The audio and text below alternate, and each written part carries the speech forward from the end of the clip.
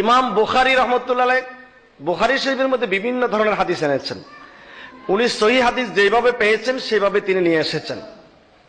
কোরআন শরীফে যেমন বিপরীতমুখী আয়াত আছে, ফাকতুলুল মুশরিকিন হাইসু ওয়াজাদতুমুহুম, ফাকতুলুল মুশরিকিন হাইসু ওয়াজাদতুমুহুম। এক আয়াতে বলা হয়েছে মুশরিকদেরকে যেখানে পাও সেখানে মারো।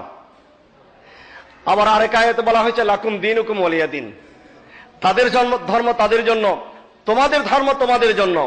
এখন দুইটা আয়াত তো বিপরীত। একটা হচ্ছে কাফেরদেরকে পেলেই মেরে ফেলো, আর একটাকে বলা হচ্ছে তাদের ধর্ম তাদের জন্য, তোমাদের ধর্ম তোমার জন্য। তো আমাকে বুঝতে হবে কোন আয়াত কখন কি জন্য নাজিল হয়েছে। এটার নাম হলো আসবাবুন নুজুল। মাদ্রাসার মধ্যে, বিশ্ববিদ্যালয়ের মধ্যে ইসলামিক স্টাডিজ ডিপার্টমেন্টে একটা কিতাব আছে, সেই কিতাবের মধ্যে উলুমুল কোরআন, উলুমুল কোরআনের মধ্যে এটা একটা গুরুত্বপূর্ণ সাবজেক্ট, আসবাবুন নুজুল। আমরা অনেকেই জানি শানে নজুল, শানে নজুল বুঝতে হবে। শানে নজুল না বুঝলে কিন্তু কোরআন শরীফ পরে অনেকে বিভ্রান্ত হয়ে যাবে। যেমন ইন্নামা আনা বাশারুম মিসলুকুম, এই আয়াত পরে অনেকে বেঈমান হয়ে গেছে, দলিল দিচ্ছে নবী তো আমাদের মতো মানুষ। বলে কিরকম, কেমনে? বলে কোরআন শরীফে আছে কি, ইন্নামা আনা বাশারুম মিসলুকুম, আমি তোমাদের মতো মানুষ। এটা কেন নাজিল হয়েছে, এটা শানে নজুল যদি না জানি তাহলে তো বিভ্রান্ত হয়ে যাবে, নিজেও বিভ্রান্ত হবে, মানুষকে বিভ্রান্ত করবে। এটার শানে নজুল জানতে হবে। এটা কাফেরদের শানে নাজিল হয়েছিল। কাফেররা মনে করত যে রসুল এটা তো কিরকম হবে, এটা তো কোনো মানুষ হতে পারে না, এটা হবে আল্লাহ, এটা হবে অদৃশ্য একটা জগতের মানুষ। রসুল যিনি হবেন তিনি বাজার করতে পারবেন না, রসুল যিনি হবেন তিনি খাওয়া দাওয়া করতে পারবেন না, রসুল যিনি হবেন তিনি পোশাক পরতে পারবেন না। মা লিহাজার রসুল ইয়াকুলুত তাআম ওয়া ইয়ামশি ফিল আসওয়াক, ইনি কেমন রসুল যিনি চলাফেরা করেন, যিনি বাজারে চলাফেরা করেন, যিনি আমাদের মতো খাওয়া দাওয়া করেন, উনি বিয়ে শাদী করেন। এটা ছিল আপত্তিটা ছিল কাদের? কাফেরদের। আল্লাহ বলেন রসুল আপনি তাদেরকে বুঝিয়ে দিন যে আমি তোমাদের মতো মানুষ, আমি তোমাদের ভিতর থেকে এসেছি, আমি তোমাদের জন্য এসেছি, তোমাদেরকে হেদায়েত করার জন্য এসেছি। জোরে বলেন সুবহানাল্লাহ। এটা কাফেরদেরকে বোঝানোর জন্য, কাফেরদের প্রশ্নের জবাব দেওয়ার জন্য আমার নবীকে আল্লাহ নির্দেশ দিয়েছেন। এখন মুসলমান নামদারিরা সে আয়াতকে নিজেদের জন্য বানিয়ে নিচ্ছে, নবী আমাদের মতো। আল্লাহ বলেছেন ওই কাফেরদেরকে বাহ্যিক আকৃতিতে, বাহ্যিক চলাফেরায়, বাহ্যিক সুরতে আমি তোমাদের মতো, বাস্তবিক হাকিকত কিন্তু আমি তোমাদের মতো না। তো এখন কোন মুসলমান যদি সে আয়াতকে নিজেদের জন্য টেনে নেয় তাহলে বোঝা যাচ্ছে তারা নিজেদেরকে নিজের কাফেরদের কাতারে নিয়ে যাচ্ছে। যেটা কাফেরদের জন্য নাজিল হয়েছে এই আয়াতকে তারা নিজেদের জন্য টেনে নিয়ে যাচ্ছে। ইন্নামা আনা বাশারুম মিসলুকুম, সেটা দেখেছো তুমি সূরা মায়েদার 15 নম্বর আয়াত, ক্বাদ জাআকুম মিনাল্লাহি নূরুন ওয়া কিতাবুম মুবিন, সেটা দেখো নাই? লাকাদ জাআকুম রাসূলুম মিন আনফুসিকুম আজিজুন আলাইহি মা আনিতুম হারিসুন আলাইকুম বিল মুমিনিন রাউফুর রাহিম, এটা তুমি দেখো নাই? ক্বাদ জাআকুম বুরহানুম মির রাব্বিকুম, এটা তুমি দেখো নাই?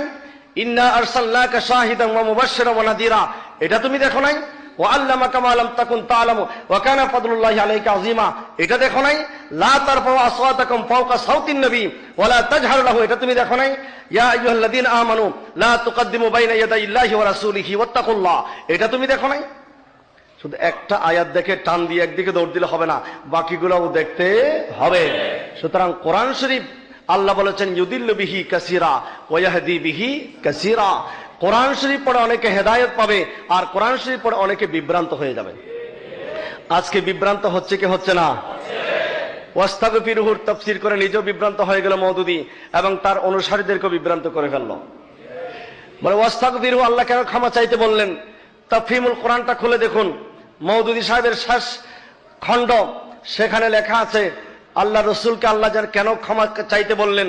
বলে এই জন্য ক্ষমা চাইতে বলেছেন, নবী নবুয়তি দায়িত্ব পালন করতে গিয়ে অনেক ভুল ত্রুটি করেছেন, সেই সমস্ত ভুল ত্রুটির কারণে আল্লাহ তাকে ক্ষমা চাইতে বলেছেন। এই ধরনের কোরআন যারা পড়বে, কারা পড়াবে, যারা লিখবে, যারা অনুসরণ করবে, তাদের ঈমান থাকবে। আমাদের নবীর জীবনে এমন কি ভুল আছে একটা দেখাতে পারবে কেউ? শুধু কোরআন পড়লে হবে না, কোরআন পড়ে অনেকে বিভ্রান্ত হয়ে যাচ্ছে। অত্যন্ত সতর্কতার সাথে কোরআন পড়তে হবে। কোরআনে কারীমের সূরা হলো আবাসা ওয়া তাওয়াল্লা, আছে না? আমপারার মধ্যে একটা সূরা আছে, সূরা আবাসা ওয়া তাওয়াল্লা আন জাআহুল আ'মা। হযরত ওমর ফারুক আযম রাদিয়াল্লাহু তাআলা আনহুর যুগে এক ইমাম সাহেব প্রতিদিন ফজরের নামাজের সময় এই সূরা তেলাওয়াত করত। প্রতিদিন আবাসা ওয়া তাওয়াল্লা। হযরত ওমর রাদিয়াল্লাহু আনহু বললেন, ইমাম সাহেব এদিকে আসেন। বলে, প্রতিদিন আপনি এই সূরা ছাড়া আর কোন সূরা পান না? আপনি প্রতিদিন এই সূরা কেন পড়েন? এখন সে তো আর কোনো আওয়াজ নেই। ওমর রাদিয়াল্লাহু আনহু তরবারি নিয়ে আসলেন, তরবারি এনে ওই ইমাম সাহেবের গর্দান 2 টুকরা করে দিলেন। এখন বলুন কেন এই কাজটা করলেন? ইমাম সাহেব তো খারাপ কাজ করে নাই, ইমামতি করেছেন, নামাজ পড়িয়েছেন, নামাজের মধ্যে কোরআন আয়াত তেলাওয়াত করলেন, কোরআনের বাইরে তো করেন নাই, কোরআনের ভিতর থেকে তেলাওয়াত করেছেন। এরপর ওমর রাদিয়াল্লাহু তাআলা তাকে গর্দান 2 টুকরা কেন করে দিলেন? দেখা গেল সেই আসলে বাহ্যিকভাবে ইমাম, বাহ্যিকভাবে মৌলানা, বাহ্যিকভাবে মাথায় পাগড়ি, বাহ্যিক মুখে দাঁড়িয়ে আছে, ভিতরে সে মুনাফিক। কারণ কোরআন কারীমের মধ্যে অনেক সূরা আছে নবীর শানে, আমার রাসূল পাকের শানে, সেই সমস্ত আয়াত সে দেখলো না, সেই সমস্ত সূরা দেখলো না। শেষ পর্যন্ত সেই আবাসা ওয়াতাওয়াল্লাহ কেন খুঁজে নিল? এটাতে সেই বাহ্যিকভাবে দেখাতে চাচ্ছে এই আয়াতটা, এই সূরাটা নবীজির বিরুদ্ধে। জোরে বলো নাউযুবিল্লাহ। কোরআনে কারীমের কোন সূরা কি আমার রাসূলের বিরুদ্ধে আছে? কিন্তু ওই যে কুল ইন্নামা আনা বাশারুম মিসলুকুম, যে আয়াতের মধ্যে নবীর শান বর্ণিত হয়েছে, সেই সমস্ত আয়াত তারা খুঁজে পায় না, যেগুলাতে টেনে আমাদের মতো বানানো যায়, আমাদের মতো দোষে গুণে মানুষ বানানো যায়, ওই সমস্ত আয়াতগুলো টেনে টেনে নিয়ে আসে। এটার নাম তাফসীর না, এটার নাম হচ্ছে ভ্রান্ত তাফসীর।